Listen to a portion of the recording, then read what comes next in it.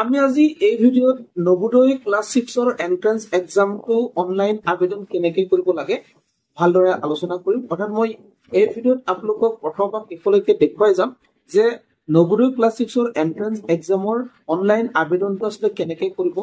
লাগে মই সকলোবোৰ ইয়াত জনাম। সকলোকে যদি জানিব বিচাৰে তেতিয়াহ'লে প্ৰথম পৰা শেষলৈকে ভিডিঅ'টো স্কিপ নকৰাকৈ চাই যাব, সকলোবোৰ ষ্টেপ আপোনালোকে জানিব পাৰিব। আৰু যেহেতু আগতকে আবেদনৰ প্ৰক্ৰিয়াটো সলনি গ'ল, কিছুমান ডকুমেন্টছ আমি আপলোড কৰিব লাগিব, সো কেনেকৈ কৰিব লাগিব সকলো কথা আপোনালোকে জানিব পাৰিব। সো প্ৰথমৰ পৰা সকলোকে আপোনালোকে ভিডিঅ'টো চাই থাকিব। সো আমি আৰম্ভ কৰিছো। প্ৰথমতে আমি কি কৰিব লাগিব, প্ৰথমতে আমি কোনোবা এটা ব্ৰাউজাৰত যাব লাগিব। যেনে আমি ক্ৰম ব্ৰাউজাৰ চুজ কৰিলো, কোনোবা এটা ব্ৰাউজাৰত গৈ পেলাই আমি জাষ্ট টাইপ কৰিব লাগিব ইয়াত JNV, ঠিক আছে, JNV টাইপ কৰিলে হ'ব, বা নবোদয় বিদ্যালয় তেনেকে সাৰ্চ কৰিলে হ'ব। আমি সিম্পলকে JNV সাৰ্চ কৰিলো আৰু ইয়াতে প্ৰথম য'ত আমি ইয়াত দেখিবলৈ পাইছো জৱাহৰ নবোদয় বিদ্যালয়, ইয়াত জাষ্ট আমি ক্লিক কৰিম। ওকে, ইয়াত ক্লিক কৰিলে আমি নেক্সট উইন্ডোত আহিম। আমি এনেকে দেখিবলৈ পাম, অকণ তললৈ আহিলে দেখিবলৈ পাব ইয়াত click here to submit online application for class 6 JNVST 2026 you may apply here. অৰ্থাৎ এই লিংকটোত ক্লিক কৰিব লাগিব। সো এই লিংকটো মই এই ভিডিঅ'ৰ ডেসক্ৰিপশন বক্সত দি দিম। ডাইৰেক্ট আপোনালোকে যদি ক্লিক কৰি লিংকত তেতিয়াহ'লে এই পেজটোলৈকে আহিব পাৰিব। সো এই পেজটোত অহাৰ পিছত আমি প্ৰথম ইয়াত য'ত কেণ্ডিডেট কৰ্ণাৰ লিখা আছে এই প্ৰথম লিংকটোত আমি যাব লাগিব। ইয়াত লিখিছে click here for registration for class 6 JNVST 2026-27। So আমি ইয়াত ক্লিক কৰি দিলো। ক্লিক কৰি দিয়াৰ পিছতে নেক্সট উইন্ডোত আমি দেখিবলৈ পাইছো এইখন হৈছে আমাৰ আবেদনৰ প্ৰথম পেজ, ঠিক আছে। সো ইয়াত কি কৰিব লাগিব তাৰ আগতে আপোনালোকক এটা কথা জনাই দিছো। ইয়াত অনলাইন আবেদন কৰাৰ অন্তিম তাৰিখ দিছে 29 জুলাই 2025, ঠিক আছে। 29 জুলাই তাৰিখত শেষ হ'ব। তাৰ আগতে আপোনালোকে যিমান সোনকালে পাৰে আপোনালোকে কৰিব। আৰু প্ৰথম ইয়াত ঘৰটোত কি লিখা আছে, the candidate has already pass started class 5 prior to session 2025-26। কোনো যি কেণ্ডিডেটৰ কাৰণে এপ্লাই কৰিব বিচাৰিছে, যি ল'ৰা বা ছোৱালীজনীকে এপ্লাই কৰিব বিচাৰিছে, তেওঁ আচলতে ক্লাছ 5 টো পাছ কৰিলে নে নাই সেই কথাটো সুধিছে। আৰু 5 পাছ কৰিলেতো নহ'ব না, আবেদন কৰিব নোৱাৰিব, সেইকাৰণে আমি ইয়াত নো দিব লাগিব, ঠিক আছে। তাৰপিছত আহিলে ইয়াত the candidate has appeared in JNVST earlier, অৰ্থাৎ আগতে JNVST পৰীক্ষা দিছে নেকি, যদি দিছে ইয়েছ দিব লাগে, আৰু যদি নাই দিয়া নো দিব লাগে। আৰু ইয়েছ দিলেতো নেক্সট আকৌ এবাৰ দিব নোৱাৰে, সেইকাৰণে নোৱে দিব লাগে, ঠিক আছে। অৰ্থাৎ আগতে যিসকলে নাই দিয়া তেওঁলোকেহে দিব পাৰিব। আৰু ইয়াত প্ৰস্পেক্টাছ পঢ়াৰ কথা কৈছে, ইয়াত আমি ইয়েছ দি দিব লাগে, ঠিক আছে। আৰু নেক্সট আমাৰ আহিছে ইয়াত your district and residence class 5 study is same, অৰ্থাৎ ক্লাছ 5 পঢ়ি থকা স্কুলখনৰ যিটো জিলা আৰু ল'ৰাটোৰ বা ছোৱালীজনীৰ জন্ম যিটো জিলা একে হয় নে নহয় সেইটো কথা সুধিছে। একে হয়, ইয়েছ বুলি দিব লাগিব, ঠিক আছে। তাৰপিছতে ইয়াত কৈছে যে ক্লাছ 4 টো আচলতে পাছ কৰা হৈছে নে নাই, ল'ৰা বা ছোৱালীজনীয়ে ক্লাছ 4 পাছ কৰিছে নে নাই এইটো সুধিছে, সেইটো আমি ইয়েছ দিব লাগিব।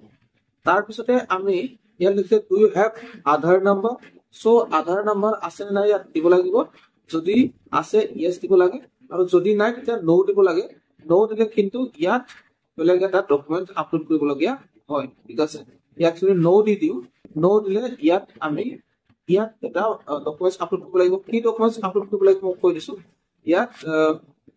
Upload any government approved residence certificate of the parent from the district in which candidate is studying in class 5। গতিকে ছাত্ৰ বা ছাত্ৰীগৰাকীয়ে যিখন জিলাত পঢ়ি আছে সেই জিলাৰ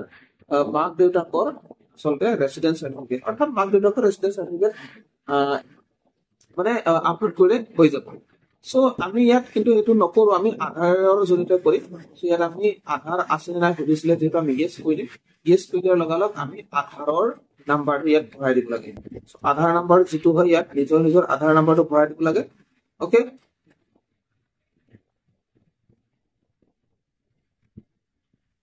অকে, তাৰপিছত জাষ্ট ছাবমিট কৰি দিব লাগে। ছাবমিট কৰিলে নেক্সট উইণ্ডোত এনেকে আহিব, ইয়াত অটিপিটো আহিব মোবাইলত, ঠিক আছে। আধাৰ নাম্বাৰ থকা যিটো মোবাইল নাম্বাৰ সেইটো ঠিক কৰি ৰাখিব লাগে, এইটোলৈকে অটিপিটো যাব,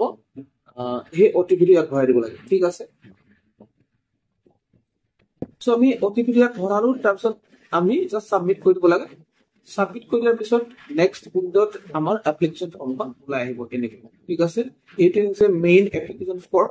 সেইখন ধুনীয়াকে ফিল আপ কৰিব লাগে যাতে ক'তো ভুল নহয় সো ইয়াত প্ৰথমতে ইয়াত কৈছে আমাৰ ষ্টেট সিলেক্ট কৰিবলৈ কৈছে আসাম আহি গৈছে আৰু ইয়াত আমাৰ ডিস্ট্ৰিক্ট সিলেক্ট কৰিবলৈ কৈছে যি নিজৰ ডিস্ট্ৰিক্ট হয়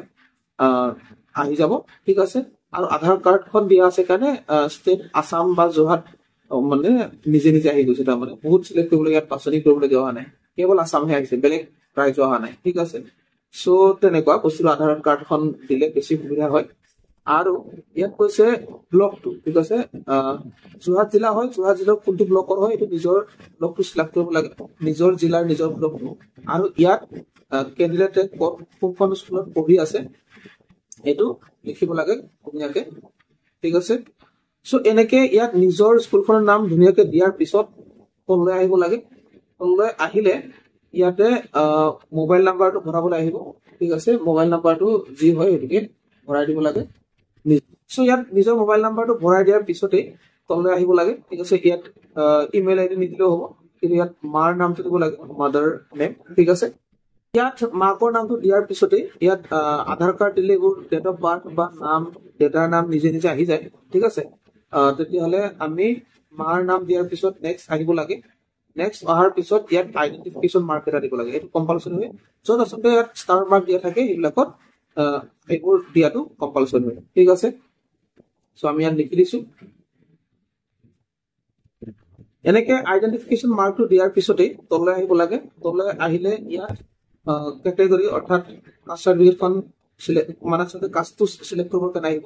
সো নিজৰ যিটো কাষ্ট হয় সেইটো চিলেক্ট কৰিব লাগে ঠিক আছে তাৰপিছত তললৈ আহিব লাগে তললৈ আহিলে ইয়াত আমাৰ আহিছে মিডিয়াম অফ এক্সামিনেশ্যন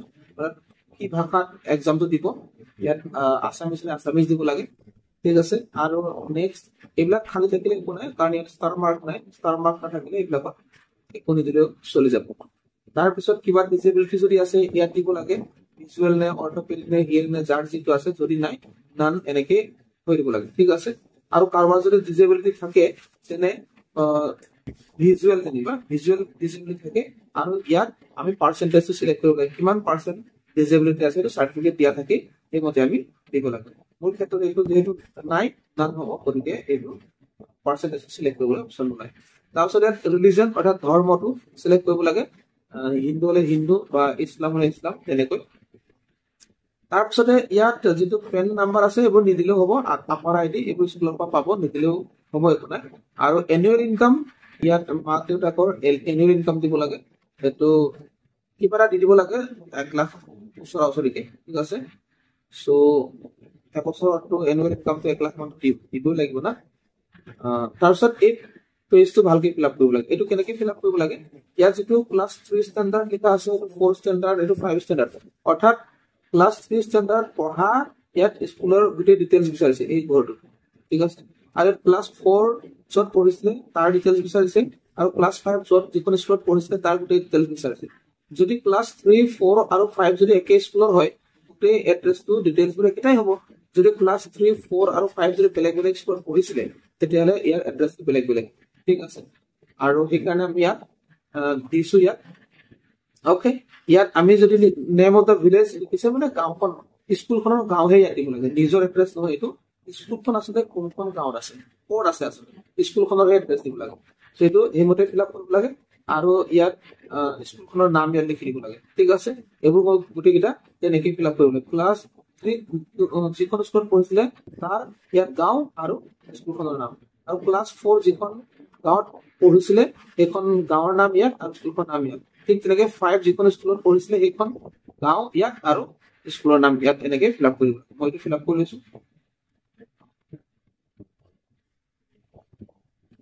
এনেকে গাঁৱৰ নাম আৰু স্কুলৰ নামবোৰ দিয়াৰ পিছতে আমি এইটো কন্ট্ৰল আহিলে ইয়াত স্কুলৰ লোকেশ্যন বিচাৰিব ইয়াত ৰেকগনাইজটো আমি ৰেকগনাইজেড হ'ব লাগে নন ৰেকগনাইজ কৰিলে নহ'ব সেইটো যেনেকে ৰেকগনাইজ আছে তেনেকে হ'ব লাগে আৰু ইয়াত স্কুলৰ যিটো লোকেশ্যন আছে এইটো আমি ৰুৰেল হলে ৰুৰেল আৰু আৰবান হলে আৰবান অৰ্থাৎ ক্লাছ 3 বা 4 বা 5 পঢ়া স্কুলখন যদি ৰুৰেল অৰ্থাৎ গাঁৱত আছিলে ৰুৰেল দিব লাগে আৰু যদি টাউনত আছিলে বা আৰবানত আছিলে আৰবান দিব লাগে ওকে এই গোটেইটো স্কুলৰ এড্ৰেছ আৰু বাকীবোৰ যেনেকে আছে তেনেকে কৈ দিলে হ'ল তাৰপিছত এনেকে এই সকলোবোৰ ফিল আপ কৰাৰ পিছত আমি তললৈ আহিব লাগে তললৈ আহিলে আমি ইয়াত প্ৰথমতে আমি দেখিবলৈ পাম আপলোড ক্যান্ডিডেট ফটো ঠিক আছে কেন্দ্ৰীয় ফটো কিন্তু ইয়াত সাইজ দিয়া আছে 10 কেবিৰ পৰা 100 কেবিৰ ভিতৰত হ'ব লাগিব তাকো জেপিজি বা জেপিজি ফৰ্মেটত হ'ব লাগিব ঠিক আছে গতিকে এইটো ধ্যান ৰাখিবলৈ কামটো কৰিব লাগিব নহলে অন্য ফৰ্মেটত কিন্তু সাপোৰ্ট নকৰে সো আমি চুজ ফাইল কৰিলো চুজ ফাইল কৰি পেলাই আমি ইয়াতে আমি ফটো কপি লম ঠিক আছে আমি ললো তাৰপিছত ইয়াত upload candidate signature candidate signature একে 10 কেবিৰ পৰা 100 কেবিৰ ভিতৰত হ'ব লাগে সো ইয়াত আমি চুজ কৰিলো ওকে ক্যান্ডিডেট সিগনেচাৰ এয়া ললো ঠিক আছে নেক্সট আহিলে তলৰ আহিলে আপলোড পেৰেন্ট সিগনেচাৰ এয়া পেৰেন্টছৰ সিগনেচাৰ মাকৰ বা দেউতাকৰ কোনবাৰ হলে কলাম ঠিক আছে সো ইয়াত আমি মাকৰ সিগনেচাৰটো লৈছো ওকে তাৰ পিছতে ইয়াত আপলোড ক্যাটেগৰি সাৰ্টিফিকেট এইটো আজিকালি দৰকাৰ হৈছে ঠিক আছে ইয়াত ষ্টাৰ মাৰ্ক নাই কিন্তু যদিও ওপৰত কিন্তু আমাক ইয়াত কি কৈছিলে ইয়াত যেতিয়া ওবিসি সিলেক্ট কৰিছিল তেতিয়া কিন্তু ইয়াত আপলোড ভ্যালিড ক্যাটেগৰি সাৰ্টিফিকেট বুলি লিখা আছে এইটো কাৰণ আমি ইয়াত এইটো আপলোড কৰাটো ইম্পৰ্টেন্ট লাগিছে সেইকাৰণে আসলে এইটো আপলোড কৰিব লাগে যদি আপলোড নকৰাকে এপ্লাই কৰে তেতিয়া কিন্তু ৰিজেক্ট হোৱাৰ চান্স এটা থাকে সেইকাৰণে আপোনালোকে এখন আপলোড কৰিহে এপ্লাই কৰিব ঠিক আছে নহলে ৰিস্ক হোৱাৰ নিচিনা হ'ব আৰু বোলে এপ্লাই কৰিলো বোলে এডমিটে নাহিলেগে বা ৰিজেক্ট হৈ গ'ল কথাটো বেয়া হৈ যাব সেইকাৰণে আপোনালোকে কাষ্ট চাৰ্টিফিকেট নিজে বনাই ল'ব তাৰপিছতে আপলোড ঠিক আছে সো নেক্সট ইয়াত আমি কি কৰিলো কাষ্টখন আপলোড কৰিবৰ কাৰণে চুজ কৰিলো তাৰপিছত আমি কাষ্টখন আপলোড কৰিবৰ কাৰণে এয়া আপলোড কৰিলো কাষ্টখন ঠিক আছে